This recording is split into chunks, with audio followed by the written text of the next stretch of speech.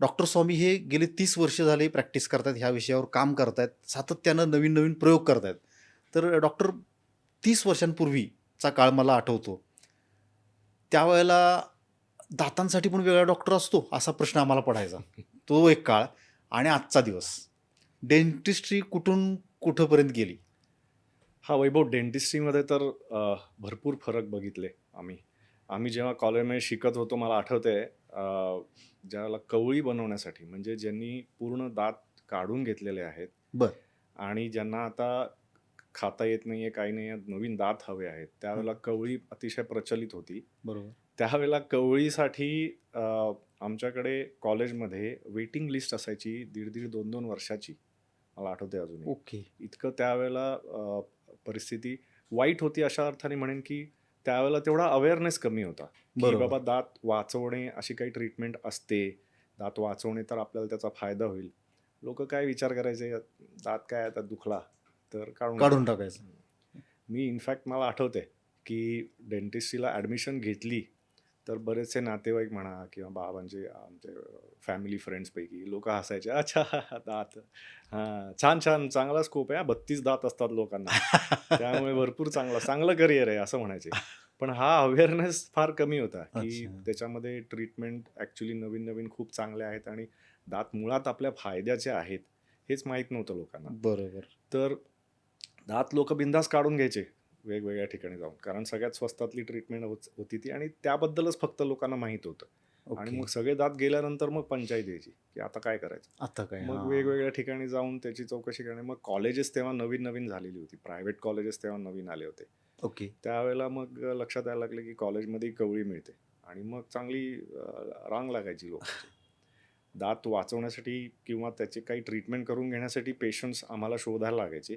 पण ओके. कवळीसाठी भरपूर पेशंट्स भरपूर. होते. आणि तीच आता परिस्थिती अशी आहे, की आता जर तुम्ही नवीन डेंटल ग्रॅज्युएटला जर विचारलं, तर नेमकी उलटी परिस्थिती आहे आणि चांगल्या अर्थाने ती उलटी परिस्थिती आहे, की अच्छा. त्यांना कवळीवाले पेशंट मिळत नाहीत, की ज्यांनी सगळे दात काढून घेतलेले तो पेशंट शोधून सापडत नाही. ओके. ही अतिशय चांगली गोष्ट झालेली आहे, ग्रेट. की लोकांमध्ये आता याच्याबद्दलचा अवेअरनेस हा खूप छान झालेला आहे. दात बरोबर. शक्यतो वाचवला पाहिजे आणि त्यासाठी ट्रीटमेंट्स आहेत हे लोकांना माहीत झालेलं आहे.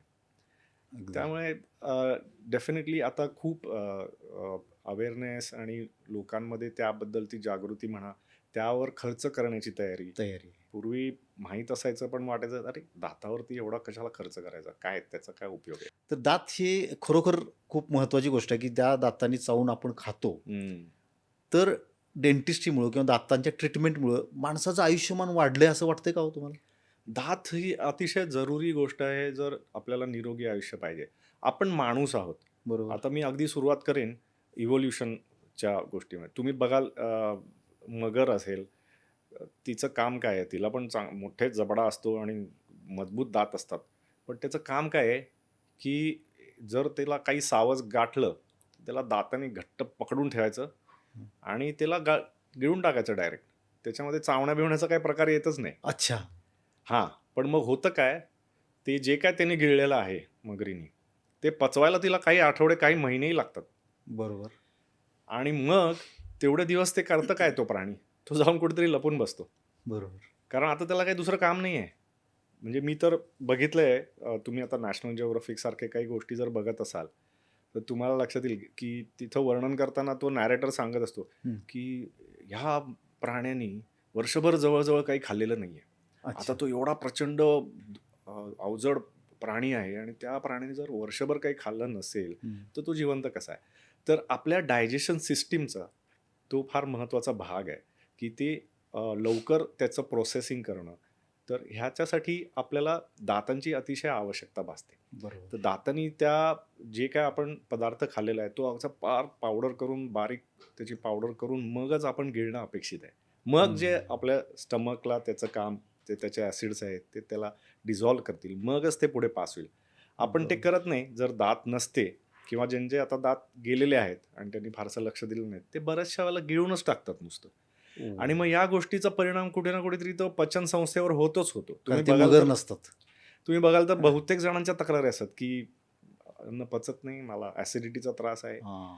तुमचं स्टमक, तुमचं जे जठर आहे, हे तुमच्या दातांचं काम नाही करू शकत. अगदी. स्टमकचं काम काय आहे, तुम्ही जे पावडर करून त्याच्याकडे दिलेलं आहे ते ॲसिडमध्ये का मिक्स करायचं, कारण ते वॉटर सोल्युबल व्हायला पाहिजे, मगच ते पुढे पास होईल. ओ. ते जर नसेल तर ते बिचारं त्याच्याशी खेळत बसतं आणि ते हम्म. जर पुढे पाठवण्याच्या लायकीचं नसेल मग ते वर येतं. हा. त्याला करपट ढेकरा आपण म्हणतो किंवा ओ. GERD नावाचा तो आजार आहे की ज्याच्यामुळे ते पोटातलं ॲसिड उचंबळ ते वर येत राहतं ओके. आणि त्याच्यामुळे आणखीन नुकसान होतं दातांचं. आता तो वेगळा भाग आहे. पण दात हे अतिशय आवश्यक गोष्ट हा, आहे आणि निरोगी नुसतं राहण्यासाठी. दात असणं महत्वाचं नाही, त्या दातांनी व्यवस्थित शांतपणे चावून चावून ते अन्न गिळणे हाही एक पुढचा भाग आहे. हा, म्हणजे फक्त स्माईलसाठी जात नाही तर खरं. ग्रेट ग्रेट, खरंय खरंय. पण आता आपण अशी चर्चा करतो की गेल्या 30 वर्षातली डेंटिस्ट्री, बरोबर. आता सध्या अशी काय टेक्नॉलॉजी की जी जी चकित करू शकेल की अरे एवढी ॲडव्हान्स टेक्नॉलॉजी आली आहे. आता खूप छान टेक्नॉलॉजी आहे. ॲक्च्युली कुठल्याही टेक्नॉलॉजीमध्ये जर ॲडव्हान्समेंट आली हां. तर सुरुवातीला ऑफकोर्स डिफेन्समध्ये येते पहिल्यांदी, पण नंतर मेडिकल सायन्सेसमध्ये येतेच आणि डेंटिस्ट्री हा मेडिकल सायन्सचाच भाग असल्यामुळे डेंटिस्ट्रीमध्ये येते. तर मला आठवते जेव्हा आम्ही कॉलेजमध्ये होतो तेव्हा निकेल टायटॅनियमच्या अलॉय हे डिफेन्ससाठी आलं होतं, पण त्याचे जे काही प्रॉपर्टीज आहेत ते अमेझिंग प्रॉपर्टीज ह्या आम्ही डेंटिस्ट्रीमध्ये वापरत होतो. म्हणजे ओके. तुम्ही जर ब्रेसेस बघितले असतील, तारा लावण्याची ट्रीटमेंट त्याच्यामध्ये त्या वापरल्या होत्या. त्याची खासियत अशी होती, म्हणजे फार अमेझिंग होतं ते. आम्हाला त्याच्याने चकित झालो होतो आम्ही. तर सामान्य माणसाची तर गोष्टच वेगळी. ती वायर आहे निकेल टायटॅनियम, नायटाय म्हणतात त्याला. त्याला तुम्ही वाकडे तिकडे करा, बरं. ती तशीच राहते हो. आणि तुम्ही कोमट पाण्यात घातली की लगेच ती त्याचा ओरिजिनल आकार काढते. अच्छा. तर ह्याला हे शेप मेमरी जादूसारखं आहे म्हणतात. म्हणजे. शेप मेमरी अलॉय म्हणतात. ऑफकोर्स ही 30 वर्षापूर्वीची घटना आहे. ओके. आता जर तुम्ही म्हणाल तर फार सुंदर डिजिटल टेक्नॉलॉजी आलेली आहे. अच्छा. म्हणजे आता पूर्वी आम्ही एक्सरेज घ्यायचो, हं. ते फिल्मवर घ्यायचो, मग ते डेव्हलप करायला लागायचे. 15-20 वर्षापूर्वी ते डिजिटल झाले. पण आता आम्ही काय करतो, आता जर कोणी नवीन पेशंट आले हं. तर चेकअप करण्याबरोबरच आम्ही त्याचा एक डिजिटल स्कॅन घेऊन टाकतो. ओके. म्हणजे तो पेशंट आज माझ्याकडे आलेला आहे, हां. त्यावेळेला या दातांची स्थिती काय आहे याचा एक 3D मॅप माझ्याकडे रेडी असतो अच्छा. आणि तो पेशंटलाही दाखवू शकतो. आपण पेशंटला तोंड उघडून नाही दाखवू शकत, अरे तुझ्या दातामध्ये बघ तिथं हां, कॅव्हिटी हां, आहे, हां. किंवा ते जर त्याला माहीत नसेल तर त्याला त्याच्यावर विश्वास बसणं थोडं अवघड जातं. पण ओके, एवढ्या ओके, मोठ्या ओके. डिजिटल स्क्रीनवर जेव्हा ते स्वतः बघतात त्यावेळेला ते अच्छा. लगेच त्यांच्या लक्षात येतं. तर अवेअरनेस खूप सुधारलाय त्याच्यामुळे आणि ग्रेट, ग्रेट. त्यांना मग ट्रीटमेंट ॲक्सेप्टन्स म्हणा की लवकर त्यांना डिसिजन घेता येतो. मग विचार नाही करत बसत. हं, हं. एकतर हेजिटेशन खूप असतं दाताचं काही हां. ट्रीटमेंट करायची म्हटली तर भीती खूप आहे अजूनही पेशंटमध्ये. जरी ओके. अवेअरनेस असला आता तरी ते नको वाटतं. अव्हॉइड कधी जितकं कधी करावं. असं मला वाटतं की अरे वरवर तर किडलंय दात, मग डॉक्टर मला रूट कॅनल का करायला सांगतायत, हम्म. तर ते स्कॅन केलं तर मला तिथले तिथं तो कळेल. स्कॅन आहे. हां, आता ह्याच्यात तर वरवरचाच गोष्टी दिसतात. पण ओके, बाकी ओके. अच्छा. एक्सरेजमध्ये पण आता स्कॅन झाले आहेत. हां. 3D एक्सरे झालेले आहेत. त्याला ओके. CBCT स्कॅन म्हणतो. जसं CT स्कॅन असतो मोठा हं, हं. हॉस्पिटल्सचा, बरं. तसे आता दातासाठी आता म्हणजे गेले 15-20 वर्षापासूनच आहे. तर आलेत. दातासाठी छोटे मशीन्स येतात, बरं. की जे तुम्ही बसल्या-बसल्या करू शकता. CT स्कॅन म्हणजे असं मोठं मशीन झोपून जायचं, ते तसं पेशंटना नाही. अच्छा. क्लॉस्ट्रोफोबिक होतं. तसं हे मशीन्स नाही आहेत आता. खूप सोप्या पद्धतीने आणि हं. इझिली आणि झटपट होतं. त्यामुळे डायग्नोसिस पण लवकर झालेलं आहे. ओके. तर असे अनेक खूप छान छान नवीन येतच येत राहतंय. असतात. पण एआयच्या मदतीने याच्यामध्ये आपल्याला खूप ॲडव्हान्समेंट्स आलेले आहेत. ओ, अच्छा. बरं, आता एआय तर असं वाटतं की आपल्या कल्पनेच्या पलीकडं.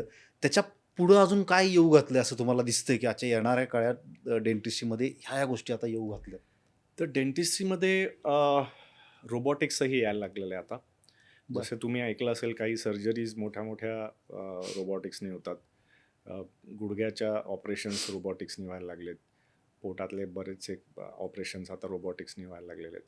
तिथं फायदा काय असतो की रोबॉटिक्सचा, की ज्या ठिकाणी तुम्हाला पोहोचण्यासाठी तुमच्या नैसर्गिक हाताने जर काम करायचं असेल, तर जे बेंड होत नाही, मग त्यासाठी तुम्हाला जास्त मोठं इन्सिजन घ्यावं लागत होतं, ओपन करावं लागत होतं आणि त्यामुळे त्याचे रिस्क्स वाढत होते. बरोबर. ते रोबॉटिक्समध्ये कमी झाले. डेंटिस्ट्रीमध्ये रोबॉटिक्स अजून तरी ॲक्युरसी आणि या दृष्टीनेच आहेत. पण हे पुढे जाऊन वाढणार आहे. म्हणजे आता तुम्ही रोबोटिक्सबद्दल बोललात. आता मला जर ट्रीटमेंट करायची असेल तर मी काय विचार करतो, हां, डॉक्टर स्वामी आहेत ना, बिंदास करूया आपण ट्रीटमेंट. असा काळ येईल का हो, की डॉक्टर कोण आहे? तुमच्याकडे कुठल्या कंपनीचं रोबोट आहे? असं नाही ना होणार? अरे हां. तर मगाच्या प्रश्नामध्ये आपल्याला तोच बोलायचं होतं, की हे हं. मिनिचराइज आता व्हर्जन होत चाललेलं आहे. तर दात हा सिस्टम छोटा आहे आणि त्याच्यामधले जे रूट कॅनाल्स म्हणा, त्याच्यातले बारीक-बारीक कॉम्पोनंट हे अतिशय छोटे असल्यामुळे आता मायक्रोस्कोप आणि त्या दृष्टीने छोटे-छोटे मिनिराइज्ड त्याचे जे टूल्स आहेत, ते बरोबर. मला वाटतं फ्युचरमध्ये वाढतील आणि ओके. त्याचा उपयोग झाल्यानंतर ॲक्युरसी जास्त वाढेल. ऑफकोर्स माणसाचं महत्त्व हे कुठे जाणार नाहीये. हां, बरोबर. माणसाला मदत म्हणून हे जे टूल्स डेव्हलप होत आहेत, त्याच्यातून त्या पर्टिक्युलर माणसाचं जे स्किलचं जे एन्हान्समेंट म्हणू आपण हं. किंवा त्याचा जो परिणाम आहे, त्याचा जो फायदा होणार आहे पेशंट्सना, तो फारच भारी असेल. अ, पूर्वी आमच्याकडे ते मायक्रोस्कोप्स नसायचे, ज्याला आम्ही लूप्स म्हणतो. तर मला माहिती आहे त्याच्यामध्ये कितीतरी चुका व्हायच्या. आता ओके. लूप्स घालून आम्ही जेव्हा काम करतो, तेव्हा एवढ्या मोठ्या लेव्हलनी जो दिसतं, हां. त्यामुळे ॲक्युरसी खूप छान झालं आहे. त्याचा पेशंटला फायदा होतो. जी ओके. ट्रीटमेंट आज आम्ही करतो, मग जी समजा पूर्वी 10 वर्ष चालत होते, आज 20 वर्ष, 25 वर्षातही चालते. त्याला काही होत नाही.